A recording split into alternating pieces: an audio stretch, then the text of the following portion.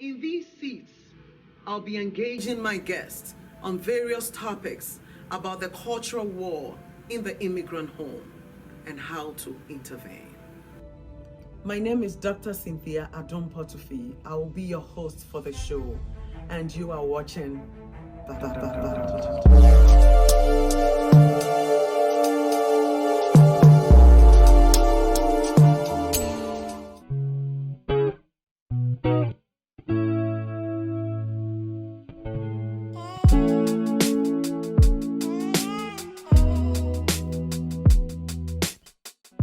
Today we are looking at another interesting topic, another hot topic in the immigrant home, and that is career choices.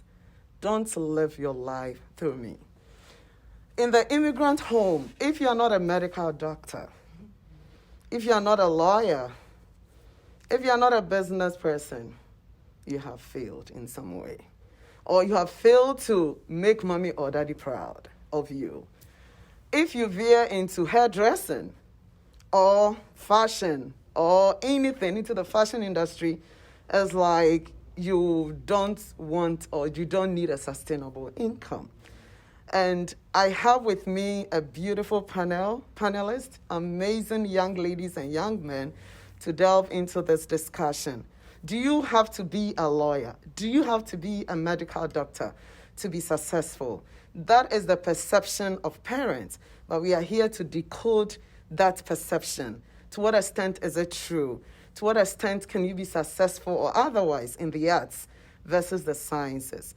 And I would like my amazing guests, to introduce themselves before we go into the discussion. Hello everyone, my name is Ose. My name is Tiffany. Hello, my name is Patrick.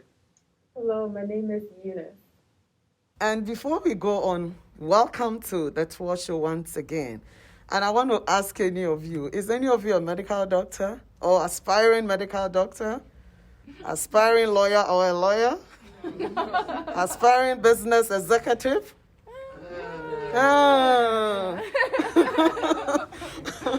Okay, but we have beautiful careers or up and coming careers. Do you agree? Yeah. I forgot to mention a nurse. Oh, you have to be a nurse. Ose is a nurse, which is beautiful, yes.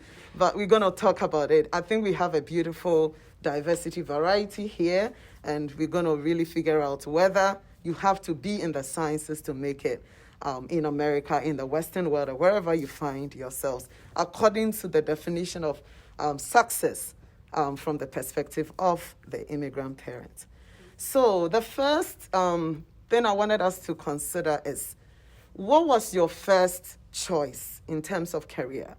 Some of you are in college, some have graduated, some are working. What was your dream job as a child growing up? And to what extent has that changed? Don't bring mommy and daddy in yet, but you, what was your dream job? Or what is your dream job? And do you think that's what you're pursuing or doing right now? I like to jump in on that. So first I observe myself and see like what am I good at. So I see myself, I'm good at like arts and stuff, but I wasn't really looking into it as like a career. So I sort of had like my parents' mindset, but I was thinking more for myself. So my initial career choice was a pharmacist. My family, there's a medical doctor now, there's a dentist. So everyone is gearing towards that medical field kind of. Family is successful. Yes. But I don't look at that just for like a family pressure. I just look at myself and see what I'm comfortable with. So I started, when I was going to college, my mindset was pharmacist. So I applied to a pharmacy school. But unfortunately, I didn't get in. I was okay. Maybe there's a different route for me. And you know what? Now I'm looking into healthcare administration. I feel more comfortable in that. So I can't wait to see what else, what God has for me in that route. Maybe I could own a hospital. Right. Yeah. You didn't veer off completely. It's still within the health field, which is amazing. And as you mentioned, our ways are not the same as God's ways. So maybe you wanted to do this, but God is saying, you know what, Tiffany, you are good, or you're going to be good in healthcare administration, and I think you're going to do fabulous in that. Thank you. Any other person wants to? Yeah, so for me, my thing was just, it was a complete switch as when I went to college. When I was growing up, I originally wanted to be a dentist because when I went to the dentist, I always like had a smile on my face. I like brushing my teeth. I like spitting out. I like getting the nice bubble gum veneers. I just loved all of that. So I was like, oh, let me do that when I grow up. So then I'm looking like when it was time for high school, like putting in applications and looking in careers. I was like, yeah, let me get into this. Let me get into this. So I started up in college doing pre-dentistry. And I was going through all the anatomy classes, bios. I was doing well in them, but something was telling me in my heart, like, this is not for me. This is not my purpose on this earth. And it came to a point in time where I actually came to God. I was like, what is my purpose on this earth? And what am I supposed to be doing on this earth so that I don't waste my time while I'm here? And it got to a point where I was actually, I got to a point where I decided, or with the help of the Holy Spirit, I came to the conclusion that me going into the sports field, there's not a lot of Ghanaians in the sports field, as many of you may know. There's a lot of Nigerians, especially a lot of Nigerians who take that seriously. And Nigerian parents actually encourage that too. They really are very supportive. If you look at the drafts and things of that nature, they're always happy and things, but you don't really see Ghanaians in that field. And something about me is, and my purpose on this earth is, I really like to do stuff that has never been done before, especially where I come from. So I believe that is where I'm hoping that I'll be able to continue on where I'm at right now. So as we go throughout this conversation, I'll delve more deeper in what I've done so far. You have completely changed your path. Yeah, completely. I thank God for what God is going to do through you, and I can't wait to see everything evolve. Eunice. Yeah, so I'll continue. So I remember the first time I thought about my career as a child, I told my dad I wanted to be a writer. And he told me no, basically. He told me no. He said if I want to do that, okay, but that it can't be a career. It's something that you have to do on the side. And now looking back, I understand because as an immigrant who moves into this country, they're looking out for their children. They want them to be secure, safe, established, and being a writer would not provide those securities. And so as I grew up, middle school, I was just like, okay, I want to be a doctor. But that decision was based on what my parents were pouring into me. Tell me about it. And then high school, I was like, you know what, I can't do this. And so I approached my parents. I remember having a conversation with them, and it did not go well. And in our conversation, they're like, you should even look into nursing at least. And I told them, no, I don't want to go into nursing. And I remember with my older sister, they kind of forced her to go into nursing.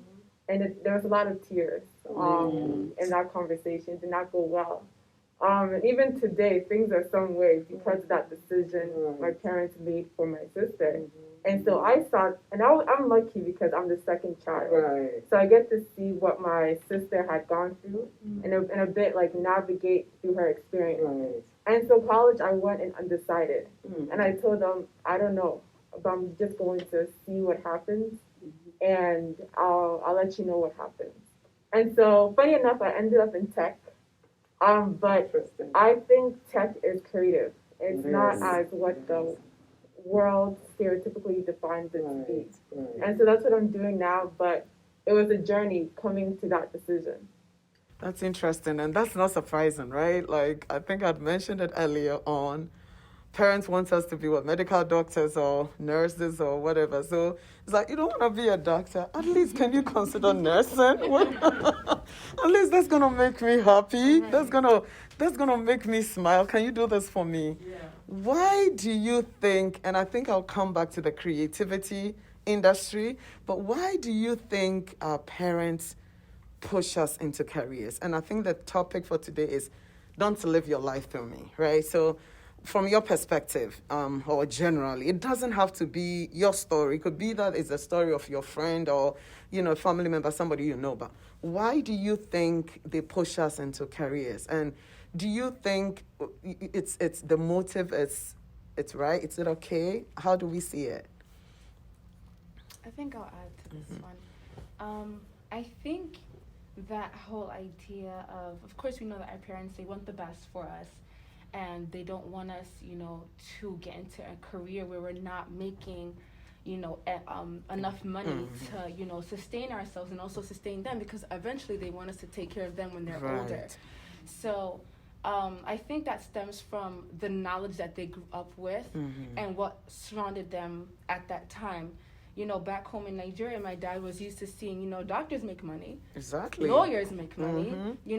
That whole STEM kind of field brings money. Right. And with money brings prosperity and happiness. So that was kind of like their own view. But it's like now I think what the missing factor is that we're kind of like in a different time where you can practically make money if you're graced to do it. That's right. You can make money in different ways, whether it be fashion on YouTube. I like that. I personally have a friend. She works in a science lab, but she also, by like afternoon or day, whatever time she gets off of work, she goes on YouTube and she does makeup videos, and they pay her very well. Right. They pay her very, very well.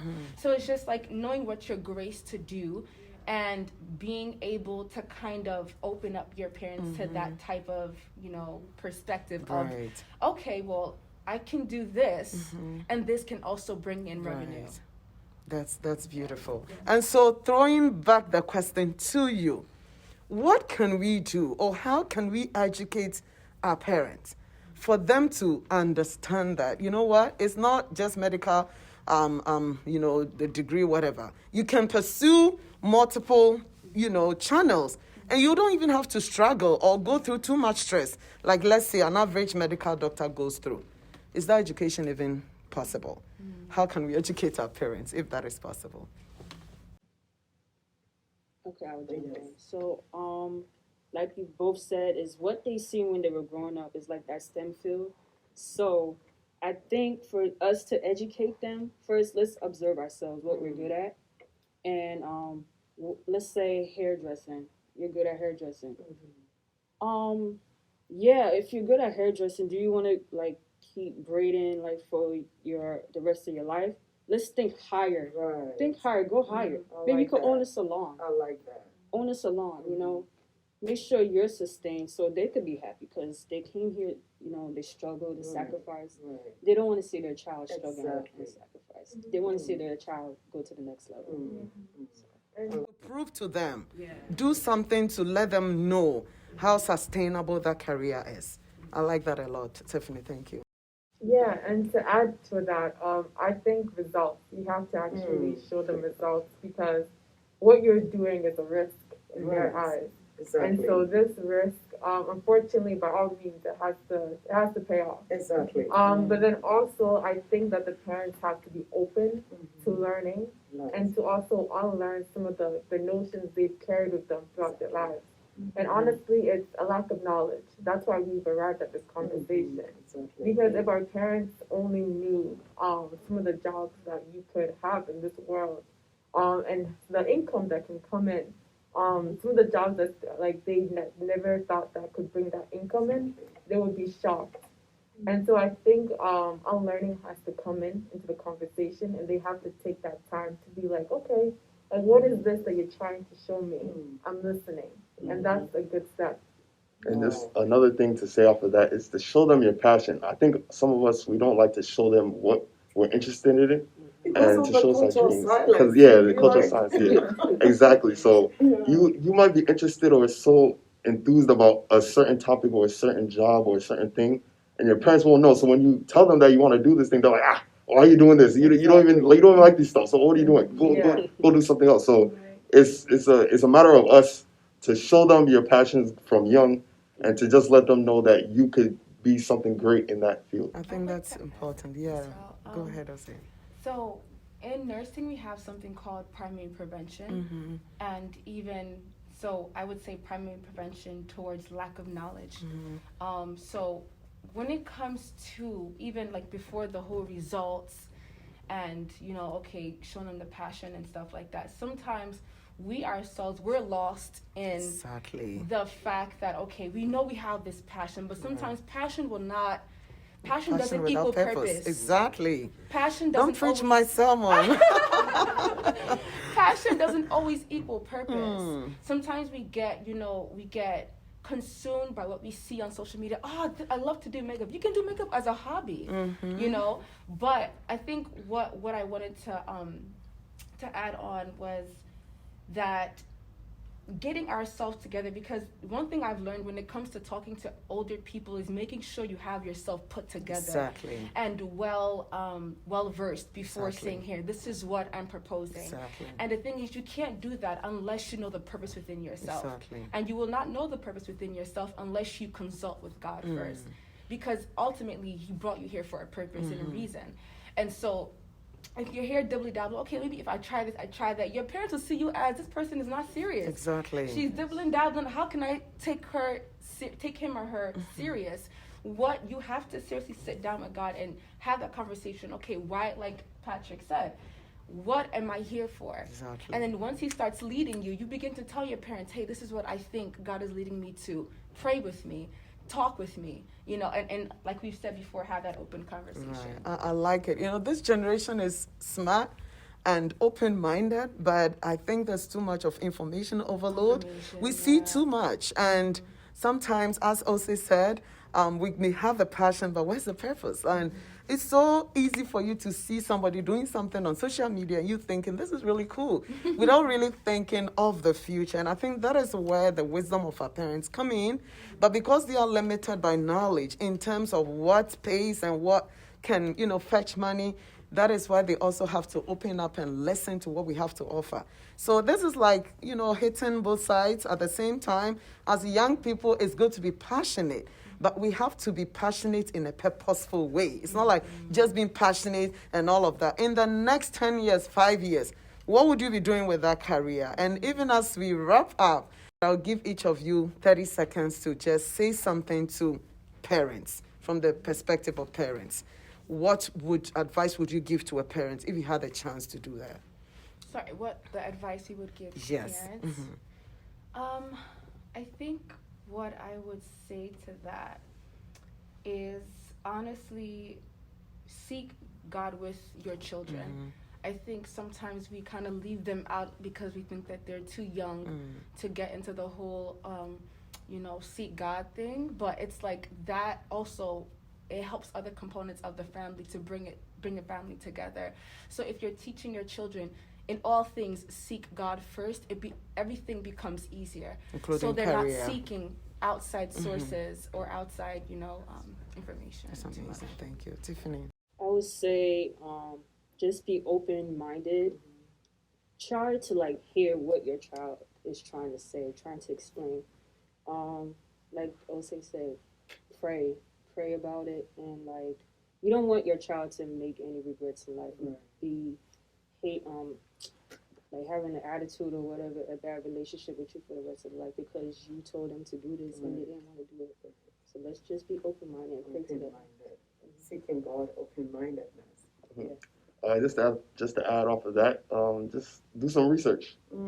Just get off your phone, get off WhatsApp, just go and do some research. That's simple as that. Do some research.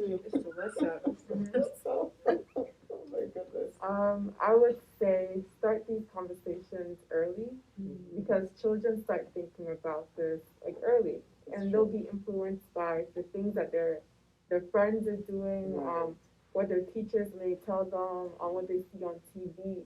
So already the mind is thinking, okay, they may not know what they're going to be doing at 50, but things are happening in their head. And so I think as a parent, it would be great to just engage your child and push them to think, just push them to like what they could achieve on this earth, think about their purpose and use God's wisdom to align these conversations so that like they just don't make a decision that they regret. And so I would say just have these conversations young and be open-minded when you have these conversations. Amazing. I think, all in all, both parents and young people have the same goal to be successful in America. Whether you're an American, you're African, wherever you come from, the goal is to be successful. And so thank you for having this discussion with me. And I'm hoping that anyone that listens in will be blessed, will be edified, and will help parents to change their mindset and be more open-minded to conversations around careers. God richly bless you. Catch you again on another episode of Tour Show.